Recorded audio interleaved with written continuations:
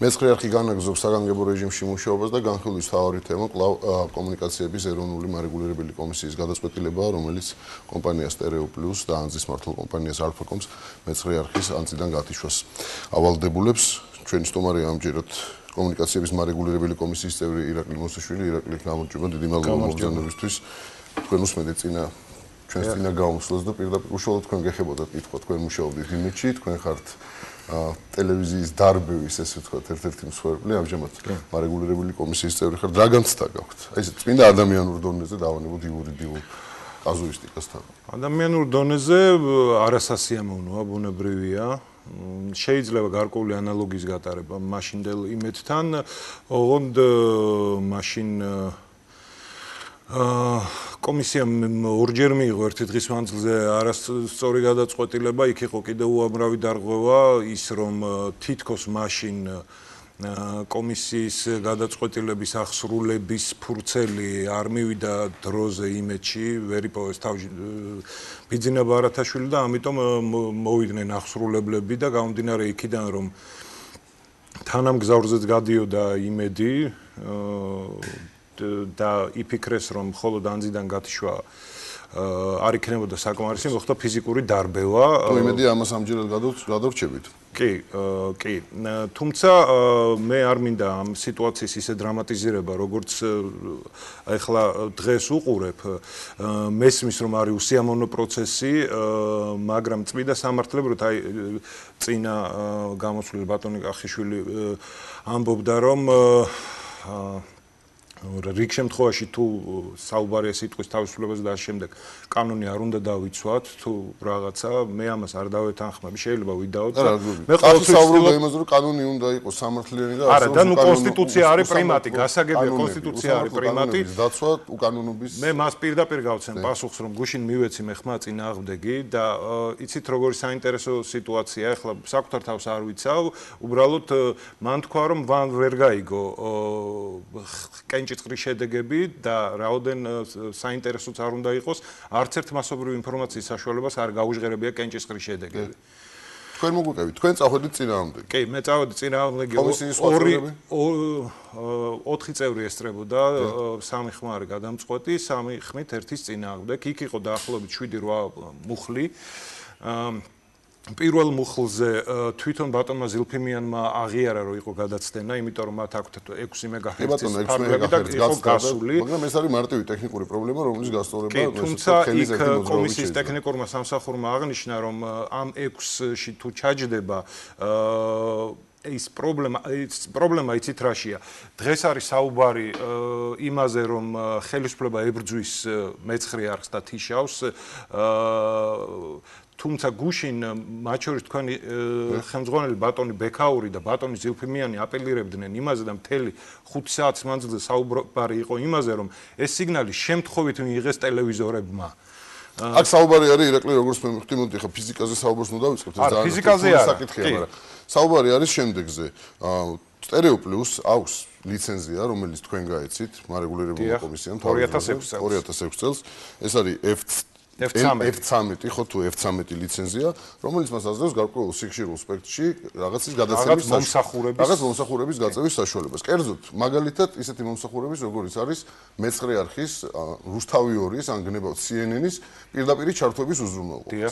თუმცა ეს სიხშირე, ანუ 71 მეგაჰერცია თუ ვარსდებით თუ 72 მეგაჰერცი, შედის იმ სპექტრში, რომელსაც ჩვეულებრივი ტელემიმღებები იჭერენ.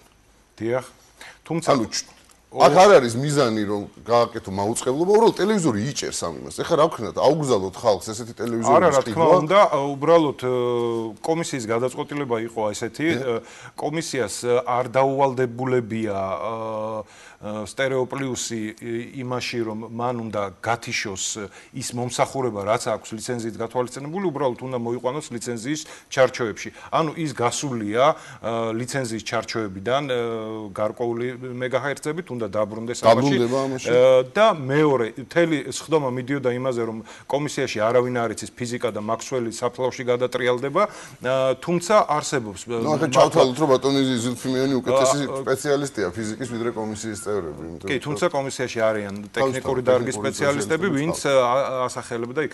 ბატონმა ზილფიმიანმა სხვა შორის დააყენა საკითხი იმაზე, რომ შეკრებილი იყო გარკვეული კონსილიუმი სპეციალისტების, რომ განესაზღვრათ შესაძლებელია თუ არა იმ მომსახურების განხორციელება, რაც ლიცენზიით არის, ისე რომ ჩვეულებრივმა მეტრულმა დიაპაზონმა არ მიიღოს, ანუ მომხმარებელმა მე დავეთანხმე ამას, უბრალოდ ანუ ეს შემოთავაზებაც არ გავიდა, აქაც სამი ერთზე იყო, მაგრამ საქმე იმაშია, რომ ბატონმა ზილფიმიანმა თქვა, რომ დღესღამე ის მიფრინავდა იტალიაში სასამართლო პროცესზე, რომელიც იყო სტერეო პლუსთან დაკავშირებით და პირველ სტერეოზე არსებულ დავებზე, თუმცა დღეს ის თბილისშია.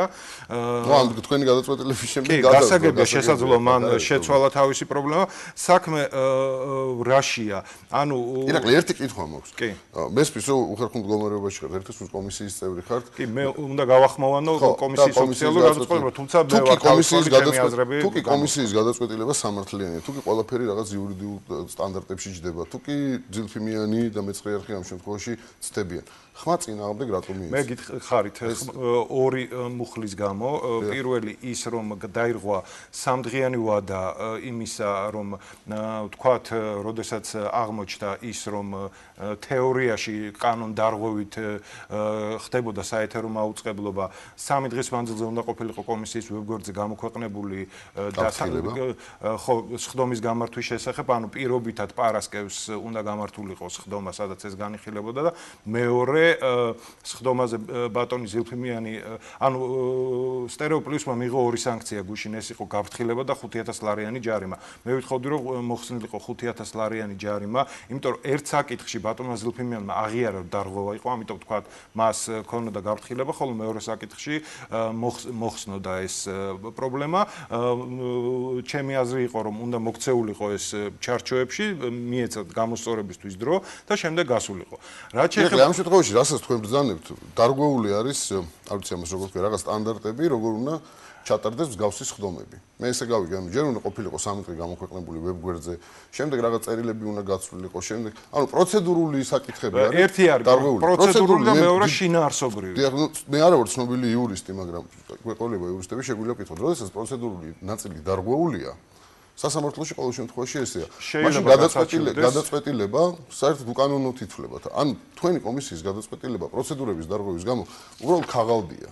ამას არანაირი აზრი აღარ აქვს. მესმის თუ კი თქვა ჩხრეკის წესი არის დარღვეული, მაშინ ის ნივთკიცებები სასამართლოს მიერ არ მიიღება და ეს არის პროცედურების დარღვევა როგორც კომისიის ერთი წევრის პოზიცია, თუმცა შეიძლება ჩემ პოზიციას არ ეთანხმებოდნენ კომისიის სხვა წევრები ან კომისიის სამართლებრივი დეპარტამენტი, ეს არის გასაჩივრებადი სასამართლოში, ისევე როგორც იქ ჩამოთვლილია სხვადასხვა მუხლების, სხვადასხვა გასაჩივრების ვადა აქვს. ფაქტი არის ერთი, ანუ აპელირება იყო იმაზე, რომ ტელევიზორები იღებენ ამ სიგნალს შემთხვევით. კი ბატონო, მაშინ თუ იღებენ შემთხვევით, არსებობს ტექნიკური საშუალებები იმისა, რომ აქ მეორე პუნქტი იყო საუბარი, პირობითად მეცხრე შეიძლება ხელი შეეშალოს პირდაპირ ჩართვების მასალების გადაგორებით და ასე შემდეგ. კომისიას ეს არ აუკრძალია სტერეო პლუსისთვის, ანუ ეს საქმიანობა მას შეუძლია. უბრალოდ უნდა მოექცეს ჩარჩოებში. რა შეეხება ტექნიკურ საშუალებებს, არის მაგალითად ვთქვათ, არა ანალოგური სიგნალის გაშვების ტექნიკური საშუალება, არამედ ციფრულის გაშვების. თუმცა რამდენადაც მე ვიცი, რამდენადაც მე ვიცი, რაღაც ნაწილი ტელევიზორების იმ ციფრულ სიგნალსაც მიიღებს. შეიძლება, მაგრამ რაოდენობაზე ლაპარაკი. ამისა არსებობს ესეთი რაღაცა. საუბარი იყო, როდესაც გავიდა ეს მეტრულ არხზე, ბატონო ზილფიმიანიც აღნიშნა, რომ ღია ლინკით დაიწყო გავრცელება. თუმცა არსებობს ეგრეთ წოდებული დახურული ლინკი და დაშიფრული კოდირებული სიგნალის გაშვების ტექნიკური საშუალებაც არსებობს, რის შემთხვევაში ეს მაუწყებლობა ჩვეულებრივი თქვა ტელევიზორებით არ გავრცელდებოდა. ანუ მეცხრე არხი, რომელსაც აქვს ორი ლიცენზია, ახლა შეიცვალა თქვა საკაბელოზე აღარ ჭირდება ლიცენზირება და ავტორიზაციის წესია და აქვს თანამგზავრული მაუწყებლობის ლიცენზირება. საერთო მაუწყებლობას არ განახორციელებდა ამ შემთხვევაში სტერეო პლუსი და კანონი არ დაირღვევდა. ერთი კითხვა მაქვს კიდე, ვიცი რომ ძალიან უხერხული კითხვაა, თქვენთვის ძალიან უსიამოვნო, მაგრამ დღეს ჟურნალისტები, სამოქალაქო საზოგადოების წარმომადგენლები, იურისტები თქვენს კომისიას ძალიან ცუდად მოიხსენებენ. ამბობენ პირდაპირ ეს არაფრის მარეგულირებელი არ არის, ეს არის პირდაპირ სახელმწიფო დაკვეთების შემსრულებელი. როგორც ამ შემთხვევაში მესმის უხერხული კითხვა კომისიის წევრისთვის, მაგრამ ჩემი ყოფილი კოლეგა ხარ, შეიძლება ითქვას, მე ვარ თქვენი კოლეგა, თქვენი წარსული კოლეგა. არის ეს შეიმჩნევა, თქვენ ხო ოპოზიციური პარტიის წარმომადგენელი ხართ ამ კომისიაში. რამდენად პარტიის წარმომადგენელი არა ვარ, კიდე ერთხელ გამმარტა, ვარ უპარტიო, უბრალოდ უმცირესობის კოდით ვარ კომისიის ერთ-ერთი წევრი. აქედან გამომდინარე, მე ყოველთვის პირადად ჩემზე ვაგებ პასუხს, მე ვერ ვიტყვი კომისიის სხვა წევრებზე. მე ყოველთვის დამოუკიდებლად ვიღებ გადაწყვეტილებას. კომისიის სხვა წევრები არ მინდა მე შევიტანო მათ კომპეტენციაში ეჭვი და მათ დამოუკიდებლობაში. მე მხოლოდ საკუთარ თავზე შემიძლია საუბარი და აქედან გამომდინარე, პირდაპირ შემიძლია ვთქვა, რომ ყველა გადაწყვეტილებას მე ვიღებ დამოუკიდებლად იმის დამიხედვით, თუ რა მაჩნია სამართლებრივად სწორად და რა არა. ხოლო რაც შეეხება კომისიის სხვა წევრებზე, თუ ვიღაცა რაღაცას საუბრობს, მაშინ მათ კითხეთ რამდენად სანდომბეთ, ჩემ კოლეგებზე ვერ გაგცემთ პასუხს. მადლობა, ირაკლი მოსაშვილი კომუნიკაციების მარეგულირებელი კომისიის წარმომადგენელი იყო ჩვენი სტუმარი, მოკლე რეკლამაზე გავუთ და რეკლამის შემდეგ უკვე ახალ სტუმრებთან ერთად დავბრუნდებით. ჩვენ პირდაპირ ეთერში ვბრუნდებით ნათია კაპანაძე ახალგაზრდა იურისტთა ასოციაციასთან არსებული ქართული მედიის სამართლებრივი დაცვის ცენტრის ხელმძღვანელია ჩვენი სტუმარი. ის მედია კოალიციის ყოველკვირეული სხდომიდან მოვიდა სტუდიაში. ნათია, მოგესალმები, იყო თუ არა ამ საკითხზე მსჯელობა სხდომაზე და რა დასკვნამდე მიხვედით? მოგესალმებით. რა თქმა უნდა, მედია კოალიცია დაინტერესებულია იმ საკითხებით, რომელიც შეეხება სტერეო პლუსსა და მეცხრე არხს. მე სამწუხაროდ მალე მომიწია დატოვება სხდომის, თუმცა ის ფაქტობრივი გარემოებები, რომელიც ჩვენ მოვისმინეთ კომისიის გუშინდელ სხდომაზე, რომელიც შეისწავლა ჩვენმა იურისტმა სხდომაზე უშუალოდ, რა თქმა უნდა, მივაწოდეთ მედია კოალიციას და ჩაწერის დასრულების შემდეგ მე მექნება შესაძლებლობა უფრო დეტალურად გავიარო მათთან ერთად ეს საკითხები. როგორ შეაფასებთ თვითონ მარეგულირებელი კომისიის გუშინდელ გადაწყვეტილებას, რამდენად სამართლიანია ეს? კომისია, მარეგულირებელი კომისია ძალიან დიდ ფუნქციას და როლს თამაშობს მაუწყებლობასთან დაკავშირებით და ძალიან დიდი მნიშვნელობა აქვს მის გამართულ მუშაობას გამოხატვის თავისუფლებაზე ქვეყანაში. მოგეხსენებათ, რომ ყველა პირს აქვს შესაძლებლობა მიიღოს და გაავრცელოს ინფორმაცია. ამ შემთხვევაში, როდესაც მარეგულირებელი იღებს გადაწყვეტილებას, კანონის თანახმად ეს უნდა იყოს ყველა მტკიცებულების სრულყოფილი და ობიექტური გამოკვლევის შედეგად მიღებული. მე ნახე გუშინდელი ჩანაწერები სხდომასთან დაკავშირებით, ჩვენი იურისტი უშუალოდ ესწრებოდა სხდომას, თუმცა ვერ ვიტყვი, რომ ეს გადაწყვეტილება უშუალოდ ყველა მტკიცებულების ობიექტური და სრულყოფილი გამოკვლევის შედეგად არის მიღწეული, რადგანაც თვითონ უშუალოდ მხარემ ბატონმა ზილფიმიანმა დააყენა შუამდგომლობა, ჩართულიყვნენ ტექნიკოსები და ექსპერტები, რომელიც შეისწავლიდნენ საკითხს და ყველაზე მნიშვნელოვან საკითხს გადაწყვეტილებისათვის. ეს გავრცელება ხდებოდა განგებ, თუ ეს არის ტექნიკის უბრალო თვისება.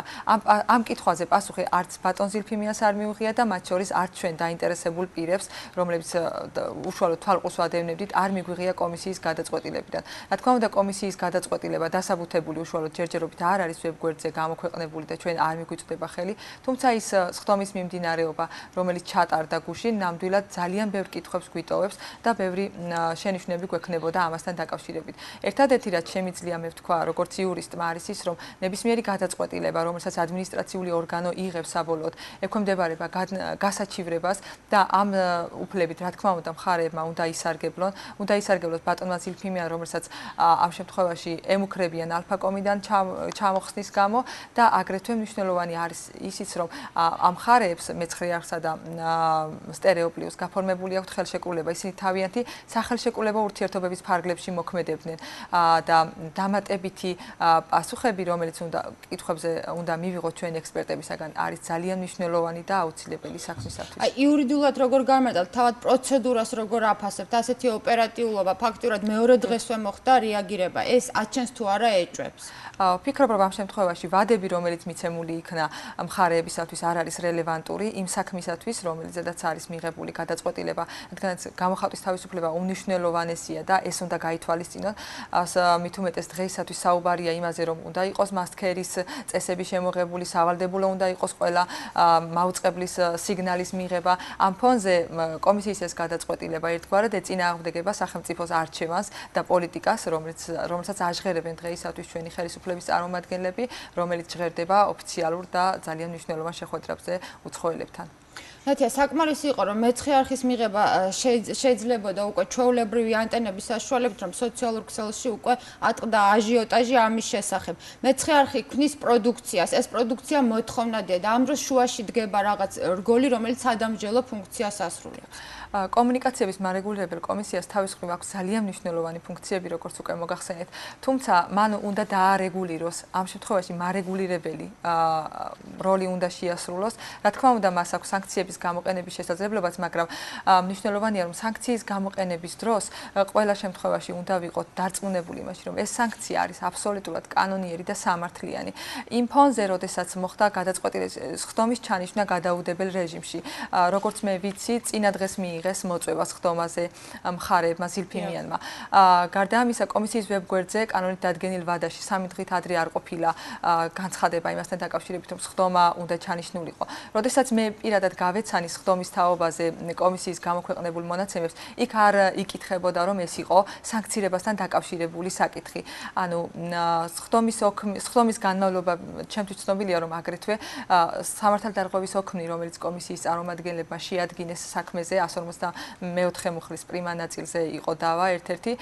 ამ შემთხვევაში მიიღეს მხარეებმა ხდომის დაწყების წინ უშუალოდ, რაც ნამდვილად არ არის გონივრული, არ მიეცათ, როგორც ჩემთვის არის ცნობილი, არ მიეცათ მხარეებს იმის საშუალება, რომ სათანადოდ მომზადებულიყვნენ. მიუხედავად იმისა, რომ ბატონი ზილფიმიანი ძირითადად აქცენტს აკეთებდა ფიზიკასთან დაკავშირებულ საკითხებზე და ის ჩვენ ყველამ ვიცით, რომ ის ძალიან კარგი სპეციალისტია თავის საქმის. მიუხედავად ამისა, მხარეს უნდა ჰქონდეს ნებისმიერ შემთხვევაში მხარეს უნდა ჰქონდეს გონივრული ვადა. მიღებული იყო დარღვევების შემდეგ. ფორმალური ნაწილი, რაც ჩვენ ცალსახად ის რომ დავუშვათ წინასწარ არ იყო მხარე, არ ჰქონდა გონივრული ვადა იმისათვის, რომ მომზადებულიყო. არ იყო გამოქვეყნებული კომისიის ვებგვერდზე უშუალოდ დღის წესრიგი. ეს რა თქმა უნდა ფორმალური ნაწილი დარღვეულია.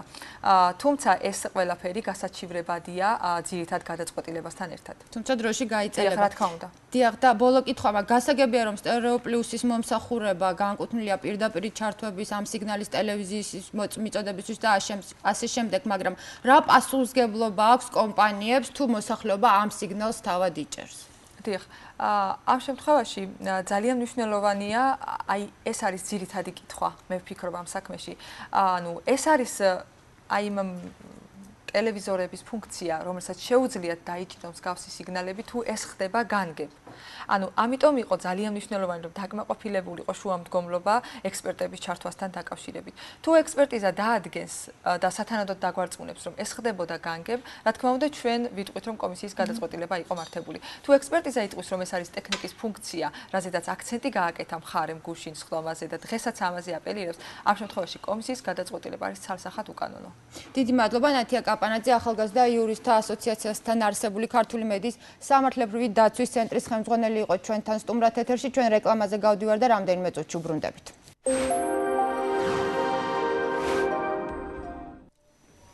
ჩვენ განვაგრძობთ საუბარს მეცხრე არხთან დაკავშირებულ პრობლემაზე და ამჯერად ჩვენი სტუდიის სტუმარია საერთაშორისო გამჭვირვალობა საქართველოს უფროსი ანალიტიკოსი და პროგრამის მენეჯერი მათიას ხუთერი.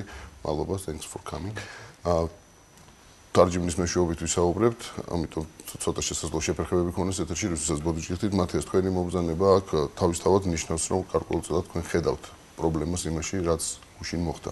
The reason that you're here can be defined as the fact that you understand and realize the situation and that's why you're here now. თუმცა კონკრეტულად კომისიის ხდომაზე საუბარს ალბათ აზრი არ აქვს. უბრალოდ რადგან თქვენ უფროსი ანალიტიკოსი ხართ, მოდით ზოგადად ქართულ პრესასთან სიტყვის თავისუფლებასთან დაკავშირებულ პრობლემებზე ვისაუბროთ. It's useless to talk now about the committee meeting itself, and as long as you're a chief analyst of the International Transparency Georgia, I think it would be nice to have more of an analytical approach towards the issue. So I think we should keep in mind that in Georgia, television is very, very powerful and important as a tool for political communication and for information. მე ვთვლი რომ უნდა გვახსოვდეთ და კარგად გავიაზროთ ის რომ ტელევიზია და მედია ზოგადად საქართველოში არის ძალიან ძლიერი იარაღი ურთიერთობისა და პოლიტიკური მართვისა. And 9 out of 10 Georgians say that television is their most important source for any political information. და 10-დან 9 ადამიანი, 10-დან 9 მოგალაგე თulis რომ ტელევიზია არის პოლიტიკური და ზოგადად ინფორმაციის მიღების ყველაზე ძირითადი წყარო. But the problem is that many Georgians do not have access to different channels of information on television. პრობლემა იმაშია რომ ბევრ ქართველს არ აქვს შესაძლებლობა სხვადასხვა არხს უყუროს ტელევიზორში. So there was a survey done by CRC last year that showed that about 25% of the population said they can watch Maestro and about 30% said they can watch Kafkazia. კავკასიის კვლევის სააგენტომ ცენტრმა შაშან თავის კვლევაში აღმოაჩინა რომ 25% ქართული მოსახლეობისას აქვს სურვილი რომ უყუროს Maestros arcs. არა, აქვს შესაძლებლობა ლევან, ცოტა შეგიწევთ. So they can watch right now. აქვს შესაძლებლობა უყუროს Maestros arcs და 30%-ის აქვს შესაძლებლობა უყუროს კავკასიას. But at the same time, half of the population, 50% said that they would be interested in watching Kafkazia. And about 45% said they would be interested in watching Maestro, but they cannot. ამასთან ერთად, ის მოსახლეობის ნახევარმა 50%-მა თქვა რომ მათ სურთ Maestros ყურება, დიდი სიამოვნებით უყურებენ Maestros და 55%-მა თქვა რომ მათ სურთ კავკასიის ყურება, თუმცა ისინი ვერ ახერხებენ. And so we have the problem that the cable companies, for example, do not put these channels in their packages, even though many people would be interested in watching them. და პრობლემა, რომელსაც ჩვენ ახლა ვაწყდებით, არის ის, რომ უმრავლესობა საკაბელო კომპანიებისა არ თავს ამ არხებს, მიუხედავად იმისა, რომ მოსახლეობას მოთხოვნა აქვს ამ არხებს. And the same could probably be said about the 9th channel. ზუსტად იგივე შეგვიძლია ვთქვათ მე-9 არხზეც ამ შემთხვევაში. So we see that the market does not seem to be working here because the cable companies do not respond to the interest from their consumers. და ამით ჩვენ შეგვიძლია დავასვანოთ ის, რომ ბაზარი არ მუშაობს ქვეყანაში, რამე თუ საკაბელო კომპანიები არ პასუხობენ იმ მოთხოვნებს, არ აკმაყოფილებენ იმ მოთხოვნებს, რაც საზოგადოებას გააჩნია. და მინდა ჩაგიკითხოთ, უბრალოდ ბაზარი არ მუშაობს, თუ ფიქრობთ, რომ აქ რაღაც ზუსტად იმაშია საქმე, რომ ტელეკომპანიები პოლიტიკური ინფორმაციის გავრცელების მთავარი წყარო. I'd like to question more about that.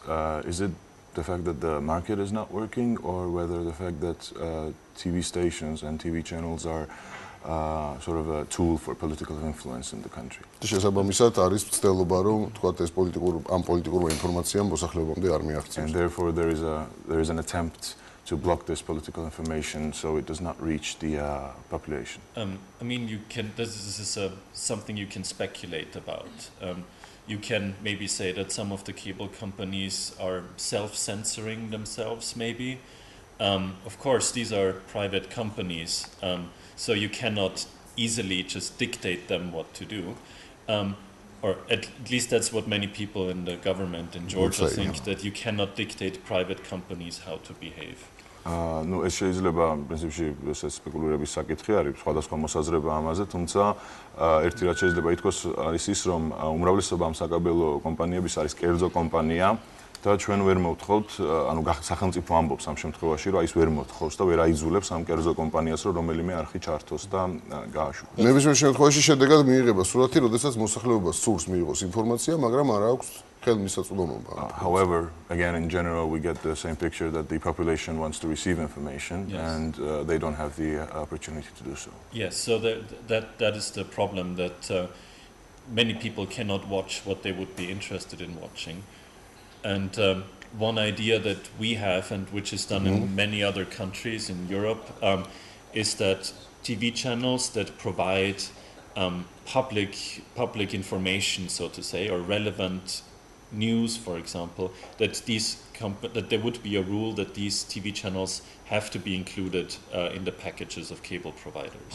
დიახ, სწორად რა თქმა უნდა, ამას ისე ვიქამდე მივყავართ, რომ მოსახლეობას არ აქვს იმის შესაძლებლობა, რომ უყუროს იმ არხს, რომელიც მას უნდა რომ ნახოს და სწორად ამიტომ ჩვენ გვქონდა ასეთი წინადადება, ჩვენ ვცდილობთ რომ დავნერგოთ აქ ისეთი სტანდარტი, როგორც არის საერთაშორისო ყველგან მთელ მსოფლიოში მიღებული, ეს არის must carry-ის პრინციპი, როდესაც საკაბელო კომპანიებს, თუნდაც იყოს ეს კერძო ან სახელმწიფო ვალდებული არის რომ მოახდინოს ყოველი საერთო ლიცენზიის მქონე ტელევიზიების ანუ ისეთი არხების ტრანსლირება, რომლებიც ერთგვარ ახალ ამბებს და საინფორმაციო აშუქებენ. And now we have also the new situation that many Georgian channels are available on satellite, but many of them only through pay TV. So you would have to pay every month to watch these channels, and many Georgians probably don't want to or cannot afford to pay these monthly fees. და ნუ ამან მიგვიყვანა იმ შემთხვევამდე რომ უმეტესი არხი რაც არის ქვეყანაში არის სატელიტურად მაუწყებლობს ახლა ეს კი იმას ნიშნავს რომ მოსახლეობა ამაში ფული უნდა გადაიხადოს მათ ჩარიცხოს ფული იმისთვის რომ მიიღოს სიგნალი და როგორც მოგეხსენებათ ალბათ მოსახლეობაში არ აქვს ყველა სამის შესაძლებლობა რომ But you also have the same situation with cable of course so the problem that we are having is that Georgians have to pay in order to get all the information they need. თუმცა იგივე სიტუაცია არის საკაბელოებთანაც მიმართებაში, თვითონ ასეთი ფაქტი არის, რომ მოსახლეობამ ქართველებმა უნდა გადაიხადონ ფული იმისთვის, რომ მიიღონ ინფორმაცია. And for example, socially vulnerable people who receive government assistance, if they're not allowed to have a satellite dish, for example, because then they could lose their government assistance. და თუნდაც ამ შემთხვევაში სოციალურად დაუცველ ფენებსაც შეეხებათ, რომლებსაც სახელმწიფო ეხმარება, მათ არ აქვთ იმის უფლებაც, რომ ჰქონდეთ სატელიტური თებში, რამე თუ ექნებათ ეს თებში, მაშინ სახელმწიფო ვეღარ დაეხმარება მათ, აღარ დაეხმარება მათ. So in the months before the elections, that is the challenge that we are facing is how can we make sure that most Georgians or almost everybody has access to a broad range of sources and information so people can learn about what is going on in the country and then they can make up their minds and decide based on the information they have received in the elections. სწორად ეს არის ერთ-ერთი მთავარი გამოწვევა წინასაარჩევნო პერიოდში, ანუ ის რომ მოსახლეობას უნდა მიეცეს აუცილებლად იმის საშუალება რომ მიიღონ სრული ინფორმაცია და ამ ინფორმაციაზე დაყრდნობით გააკეთონ უკვე შესაძლებელი არსებობს თუ არა ამის მოგვარების აიმე გზა. Is there any way out of this? Well, so solve this problem. This one regulation that we are proposing is to have a new rule that all these news channels have to be required, have to be included in cable packages. So it's must carry principle. Yes, and this would be one step to ensure that more Georgians have access to different TV channels, to the government-friendly ones and to the ones that are very critical of the government. სწორედ ეს ერთ-ერთი რეგულაცია, ანუ ერთ-ერთი მოთხოვნა, რასაც ჩვენ ვაყენებთ, არის ისევ ეს must carry პრინციპი, რომლითაც ნებისმიერ საინფორმაციო არხს ექნება იმის შესაძლებლობა, რომ გავიდეს და მაუწყებლობა განახორციელოს საკაბელო კომპანიების მეშვეობით, საკაბელო გზით და ანუ ამ შემთხვევაში ჩვენ გულისხმობთ არა მხოლოდ სახელმწიფოს ხრით კეთილგანწყობილ არხებს, არამედ იმ არხებსაც, რომლებიც სახელმწიფოს მიმართ გადაწყვეტილების მიმართ კრიტიკულად არიან განწყობილი. რა მინდა კითხოთ, ხშირად მიდის საუბარი, რომ დღევანდელ ვითარებაში, როდესაც რაც თქვენ ბრძანეთ, ინფორმაცია არ არის ყველასთვის თანაბრად ხელმისაწვდომი, ამ ვითარებამ შესაძლოა არჩევნების ლეგიტიმაციაც კი დააყენოს ეჭქვეშ. I'd like to ask you a question. How do you think, based on the fact that information is not supplied to all the population now, they cannot receive the proper information, could this somehow question the legitimation of the upcoming elections? How do you think? I think it is definitely an important issue that if you want to really have fair elections, not only what happens on the election day matters, that is important, but it also is very important what happens in the months before the elections. And having access to different opinions and different voices and different sources of information is very important in order to the people to allow themselves to make up their opinions about political parties. რა თქმა უნდა, ამას ექნება გავლენა არა მარტო თვითონ არჩევნებზე, არამედ იმ რამოდენიმე თვეზე, რაც არჩევნებამდე არის მთელ ამ პერიოდზე, იმიტომ რომ ხალხს უნდა ჰქონდეს იმის შესაძლებლობა, უნდა მიეცეს მოსახლეობას, რომ ყველას ხედვა, ყოველგვარი პოლიტიკური ხედვა იქნება ეს გეგმა კარგად იცოდეს, გააზრებული ჰქონდეს და შემდეგ გააკეთოს, ამაზე დაყნობით გააკეთოს უკვე თავისი არჩევანი. ძალიან დიდი მადლობა მოგზაურობისთვის. იმედია რომ ჩვენ ხელისუფლება გაითვალისწინებს თქვენ ეს ძალიან ბევრი იმედს გამოვთქვამთ ამასთან დაკავშირებით. ერთი მაინც ხო გამართლდება. ჩვენ კვლავ რეკლამაზე გავდივართ, რეკლამის შემდეგ უკვე სტუდიაში ახალი სტუმრით დავბრუნდებით.